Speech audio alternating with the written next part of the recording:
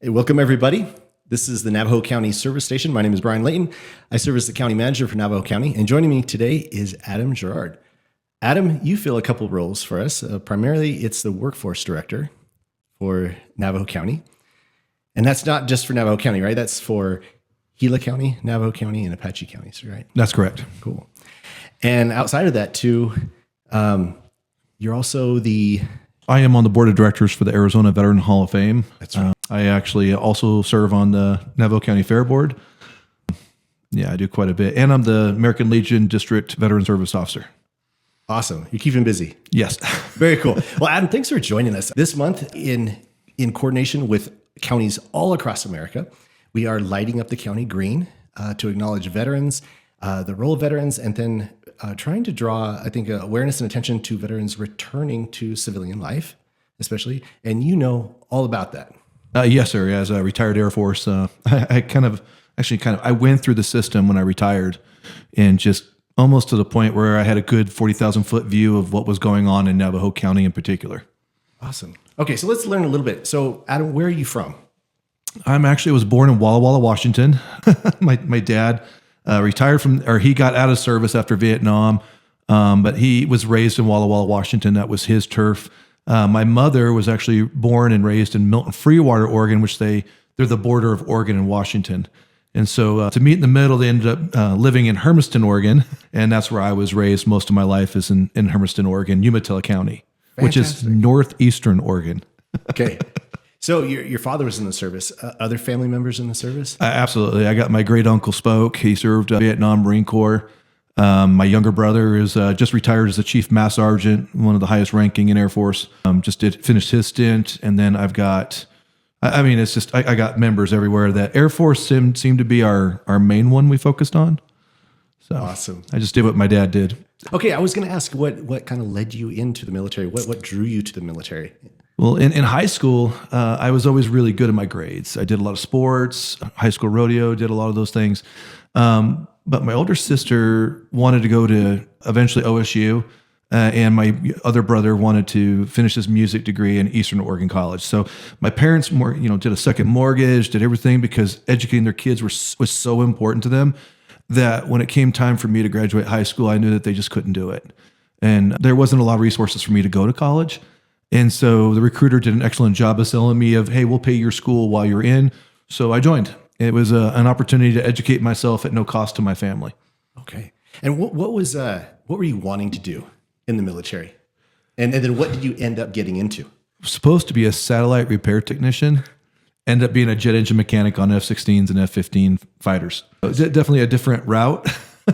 but yeah, I served. I did almost 10 years as a mechanic, learning how to do that. When I came in the military, when you were a jet engine mechanic, you were certified on all aircraft in the Air Force inventory. Now they've got them set to different aircraft. So my school was a much longer, much broader. But yeah, I was a mechanic. I got to learn what it was like to be on the flight line overseas. You didn't sleep for 24, 48 hours. And Air Force is different because the fighters are in the cockpit, not on the ground. That's what it was when I first joined, because our fighter pilots are the ones that are going into action, whereas the maintenance and finance and everyone's were on the ground. It changed after Iraq. Everything changed. We became more ground troops in addition to supplement Army, Marine Corps, including the Navy. And so you saw a lot more of us doing convoy duty. We had air marshal, things that we were embedded in there with the Marine Corps and Army. So it definitely changed before my career ended. But my first 10 years, again, our war fighters were the ones in the cockpit, our officers that were flying the $1 billion aircraft. So they were the soldiers. We were the guys that kept them in the air. We were kind of like the supply people to some degree in the Army. So growing up in the Valley, when I hear F-16s, I think of Luke Air Force Base.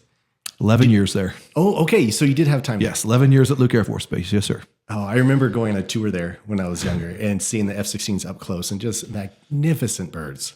Very, very cool aircraft. Not to mention Luke had a lot of foreign countries. We had Taiwan there with their newer models, our Block 42 and 50s of our F-16s. But my first base was Eglin Air Force Base in Florida. It was horrible. So Florida, Arizona, you spent time overseas? I did go overseas. I even spent time in Alaska. I got stationed there for a few years. But a lot of my time was usually Lakenheath in England. We were a forward deploy because engine mechanics were not in the war zone. We were kept back to build the engines and send them over. So it was what we call pack and wrap. If an engine failed, engine was removed, thrown into a can, sent back to Lakenheath, and then a new engine would take its place and just be serviced out there.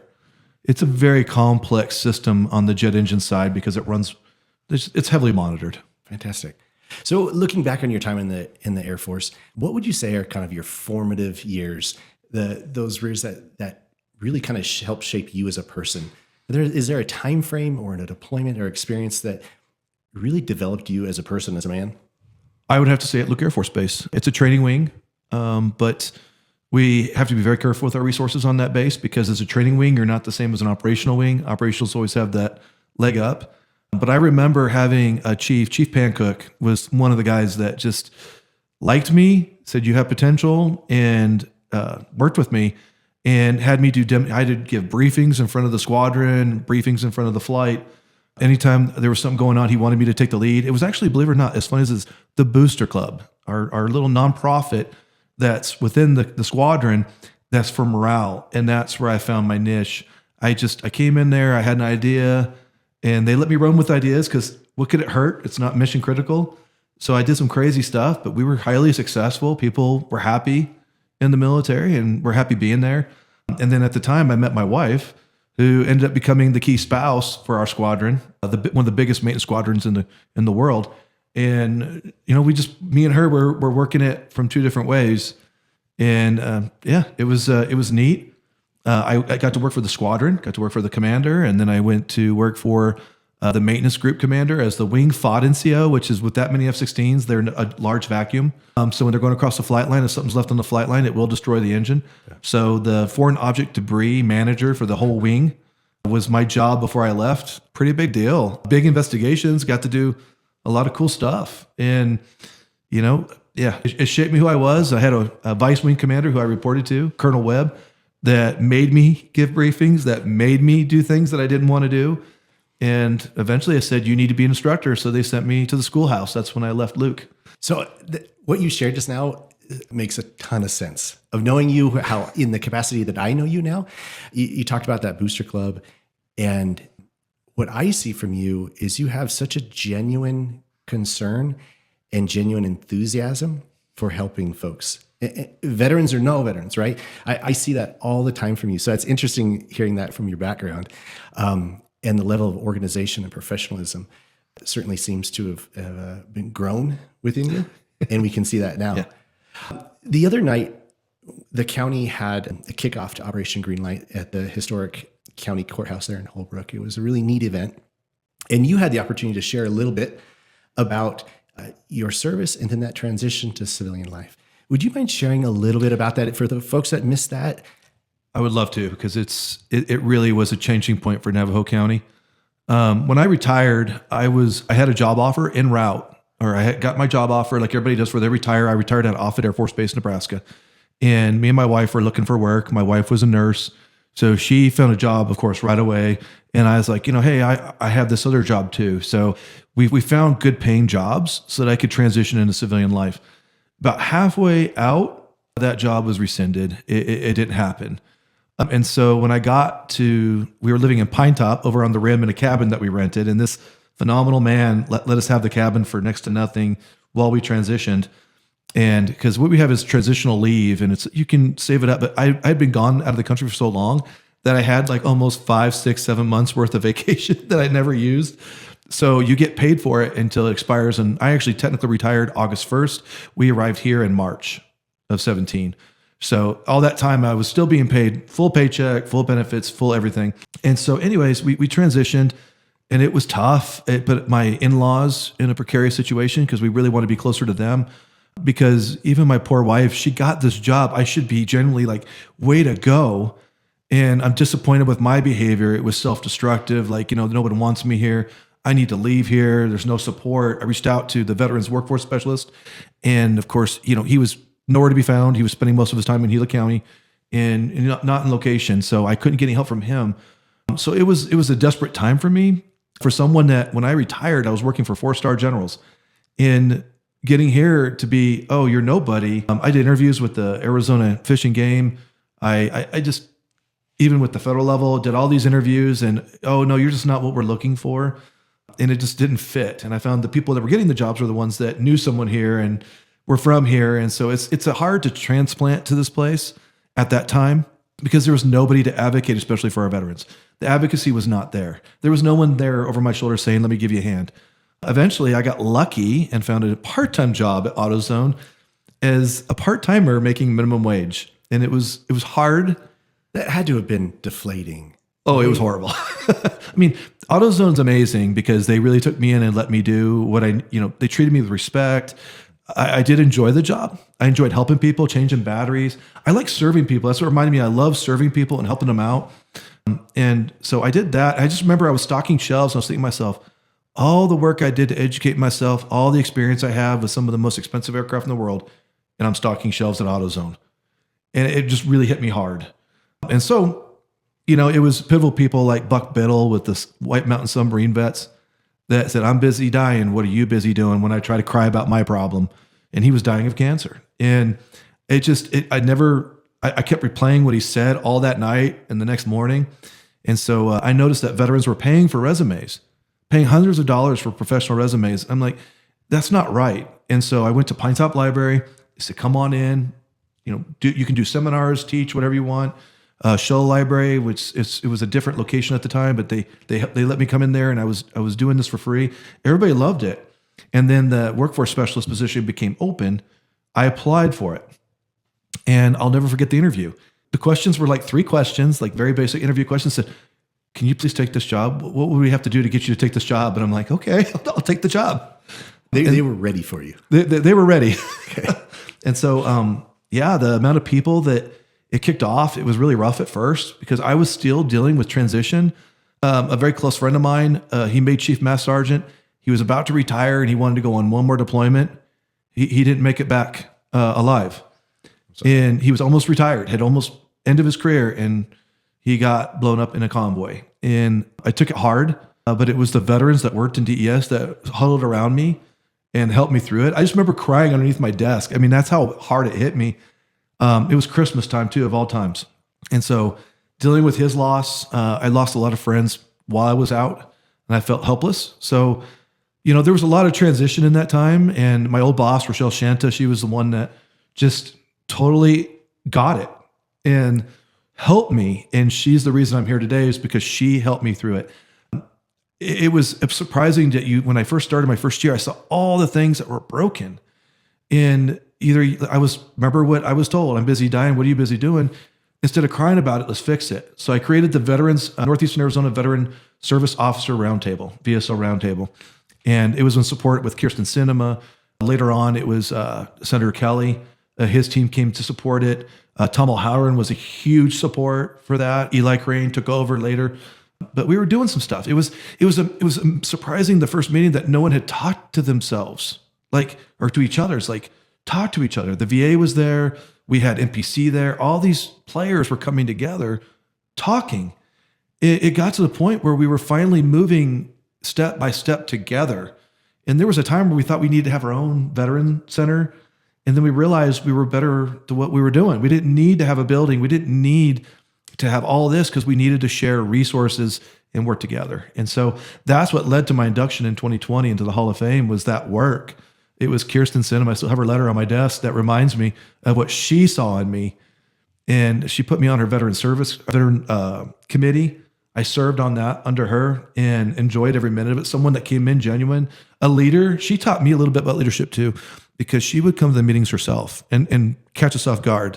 Because a lot of them, they don't meet with the senator there, they meet with their rep.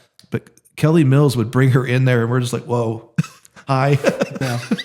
Now it's real. And it was amazing to see these people across the state with what they were doing. And I also learned that it's not about what you're doing. Sometimes it's what someone else is doing really well. It's not a bad thing to mimic and try to bring that over. And I wish people would do that more.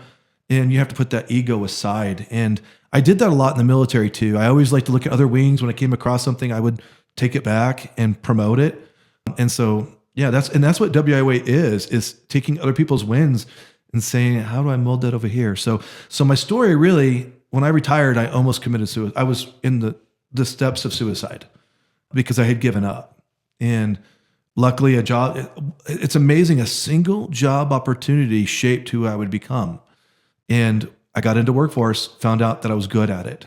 For 7 years, I served a lot of veterans. In fact, it was really cool. This just happened. We went to, what is that called? It used to be Monica's. We went to Monica's for lunch. It was my treat for my team. A lot of stuff going on, really stressed out. Everybody needed that minute. So I took him to eat. And this gentleman that I worked with years ago, amazing gentleman, knew he had the potential, but he came up behind and said, I can recognize those shoulders in the back of that head a mile away. You are amazing. Thank you for changing my life. This is in front of the people I work with. And by the way, they're both veterans. Greg Clark and Jason Forrest were both veterans. And he's just like, you are the greatest thing that's ever walked the earth. Thank you. I appreciate it. And I'm like, no. All of it was on you. I just guided you. That's all I did. And this is in front of the whole place. Everybody's listening. Like the whole place went quiet. And I'm like, oh, not here. But I'm like, well, thank you. And I got up, shook his hand, and he gave me a hug. But it's just, that's impactful, including another Navajo County employee that works in public and county health. He's an inspector. And we were doing our benefits fair. And he even stopped in front of all my staff and said, you are amazing. I have this job because of you. You did all this stuff for me. Thank you. And I'm like, wow, like it's all coming back. And what a wonderful opportunity for you to impact individual lives, like absolutely really transform lives. And, we go through hard experiences in life, but one of the greatest blessings that I believe is that you learn empathy from that, right? And then you'll have the opportunity to turn around and help somebody else. And so your experience as a veteran, and then having gone through what you went through, you could then turn and see that, recognize that in others, and really lend the exact kind of help that they would need at that moment. What a wonderful opportunity. I'm so happy for you. It's a big job, and that's why I have so much respect for what we call DevOps, or Veterans Workforce Specialist. It's a big job, and I got respect for all those that do it.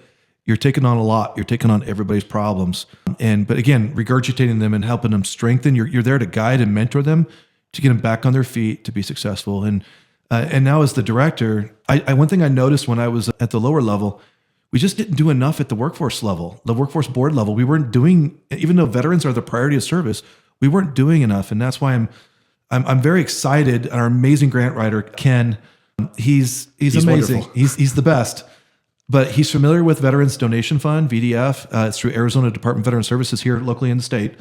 And we're going for a $150,000 grant that will allow a $5,000 training account for as many veterans as we can, and allows them to either upskill, because we always forget about the people that are there that just need a CDL or a certification A+, upskill, retrain, or at the end, or where they, in the beginning, when they get out of service, end of their career, that we can give them an opportunity to get a quick certification to get them working so they can follow those other dreams. So it's something that I knew when I was a Veterans Workforce Specialist. I did not have that, and it would have changed everything if I would have had that. And so that's what I'm thinking, that this is an easy grant, bring it over. And now we actually have our own business service team, which again, this is really neat that the state in a meeting said, we need you to teach the rest of the other 11 workforce areas how to do business services in a local area because you figured it out. And, it's coming together, and it helps so much with the support that I have throughout the state. Well, okay, so let's talk a little bit about that. So kind of day to day, what does that look like when a veteran either approaches you, or you get connected with a veteran who's whether unemployed, underemployed, transitioning, about to transitioning? What does that look like? What does that process look like? What do you do with them? First thing is we need to refer them to our job center. Absolutely, because we do have Veterans Workforce Specialists. We are now fully staffed in the area. We have one in Payson that serves Gila County, and we have one that's up here that serves Apache and Navajo counties. And again, they go to them, and they'll either meet with Andrew or Rhonda, and they're going to do that. We got to follow that process. They got to do that whole overview assessment, see where they're at, see what's going on. We can't just say, here's everything we have. We got to find out what is the need. And then start from there. Learn about them as an individual, right? Right, absolutely. It is what we call intensive services. And so this is where the veteran's going to get intensive services. And depending on the veteran of if they're the disabled veteran, they got the priority. Homeless veterans are second. There's a list they have to go down. But low income is usually our most common qualifier up here. And once they're qualified, this is where they're going to give them that one-on-one. Let me look at your resume. Let's get your resume tidied up. Okay, they're going to follow up with them daily. How's things going? And they stay with them for about a year. The process takes about a year at max. And so we work with them for about a year, try to get them reemployed. But the local area, what we're supposed to be doing is our Title I training fund. If they have a need and they qualify, we're supposed to be helping them. But the veteran, also with those veteran workforce specialists, they also refer them to get their find out what benefits they might need, get them hooked up with the VA if they need the VA. Transition is really, really hard. And that's what we train them in. We send them to Dallas to get that intensive training on how to help them transition. Oh, wow. What might you say to, if you have your 30-second elevator pitch to a veteran who may be struggling, what do you say to them? Never give up. Keep your head up. You still served, and we're going to serve you. Sorry, it's what I've always said. Is just when I was in there, we serve every veteran with empathy, respect, and dignity, and that has so much power when they walk in there that they feel like, okay, I don't need to have my guard up. Now I'm ready for help. Fantastic. So serving veterans is part of your larger scope of work, right? With WIA. Absolutely. Can you explain a little bit more about that? So law dictates that veterans have priority of service, period. So there is levels of priority service under law. Right now, it's the veterans and their spouses are included together. But if they're low-income veterans, they're our number one priority. And then with that, obviously, if they're most of the time, if they're homeless, it goes with that low income. The next step would be our veterans, just veterans in general. And then those others in WIA, like homelessness, low income, there's others, they become that second tier. So there's multiple tiers, but the number one tier is still our veterans who are low income. They're our greatest and number one important priority. And I take that very serious to the point that I have sent a BSR to go make contact with an employer to see if we can do a quick turnaround on employment engagement. Just say, hey, would you take this individual? Are you interested? Again, something we didn't have before. Our business service team was always ran by the state, and our area hasn't had one in 3 or 4 years. So that's why my first actions, convincing the past director, hey, I can do this. And so having that business service rep in a local area, that means local investment. So I'm investing in these employers that I know personally, or let me rephrase it, my wife's family knows them better, and I just kind of tag along. But it's my wife's my secret weapon. She's my secret everything. If I can't figure it out, her and her family will. So, and it helps. It's about who you know up here is what I've discovered. Okay. And it helps. So those relationships with businesses, and you've, like you said, you focused on this in your 10 years as director. So you're going around making relationships with employers, right? And, Yes, and sir. you're finding potential landing spots. You're creating those relationships that you can match up folks. And that's for veterans, other folks, even youth, right? And, Absolutely. It's all of it. And the most critical piece is that we call it rapid response. I never really cared for the term because you think it's like emergency preparedness or something like that. But what it is, layoff aversion, layoff assistance. How do we better prepare to help an employer if we're not connected to them? So by having our local business service reps, they're connected to the employer. We know there's a layoff before they announce it. We know there's going to be a hiring surge before everyone else knows it. That's actually something that the money was intended to do. And we're finally doing it. I would say we're one of the only counties that's doing that. And so when Globe was impacted with that flood, Lori Wiechmann, our BSR down there, was already ahead of it. She was already talking to them. They were already reaching out to her. We were getting useful information right off the bat, and it was quick. But again, that's the power of this business services. And then the other part is the connection to the job center, the missing link. We have job centers. We have more than most local areas do. But yet there was no connection to the like connecting to jobs. There's just very little to no connection. So now that's their focus. The business service reps are updating the system and finding out who's hiring. And again, going back to that, where the job center says, we have this person, Jason, I'll just use Jason as example, Jason Forrest, like, hey, I got this roofing company. He needs 2 people. He's able-bodied. We'll take him. And then he facilitates that hiring. He gets those applications over, does the referrals, and we got to hire. And he's had a lot of wins.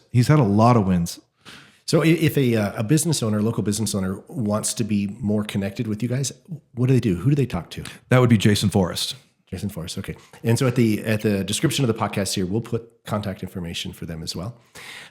What about others, whether it be a veteran or anyone else that needs help, either unemployed, underemployed, or lacking some skills? Where do they start? Who do they talk to first? Where do they go? I always say go to the job center at Pinetop Lakeside behind Chase at the Safeway parking lot or Safeway complex. Also, we have Winslow. It's the DES office. It's located downtown Winslow. And then we also have Payson office, which is in Payson, Arizona. It's right there next to Bashas. And so those are our 3 job centers. That's co-located, isn't it, with the... So we're always, all the DESs are co-located with multiple agencies. So I always say where they get their food stamps, access, all of that, we're co-located with them. I can officially say that now. We're all co-located at DES. So it's just, you can always say, where's workforce? And they know. It's like, oh, down the hallway, right there. Arizona at Work is our call sign. When you see Arizona at Work above a building, which is required to be identified, when you see Arizona at Work, that's us. But in addition, they can reach out to me, our business service rep, Greg Clark, our amazing assistant director. We're all available, and we would actually have no problem taking them in and getting them on the right path. I mean, we just need to follow that process, which is what I'm working on now. How do we keep the process? Because when we start breaking the process, then people get confused and they don't know where to start. And we just need to make sure they're using those job centers. So good job center, that is the starting point for that funnel. We can, it sounds like you do an assessment, identify those individual needs, then get them hooked up with an employer that matches with them, whether it's or employer, training, education, anything like that. But multiple. It sounds like it's very individualized. And again, going back to you kind of caring for the person. That overview is so important too, because we have partners that we're just not referring enough to. Vocational rehabilitation. Some people may have been injured in their job and they can't continue that work anymore. Again, that's what we have, vocational rehabilitation. That's in the name. Get them over there so we can get them rehabilitated and back to work. This is the process I've worked on for years to get fixed. And I'm proud to say we're there. We're finally there. I went down to the job center. I saw things moving beautifully. And that's what we need, is to make sure we're fixing the system.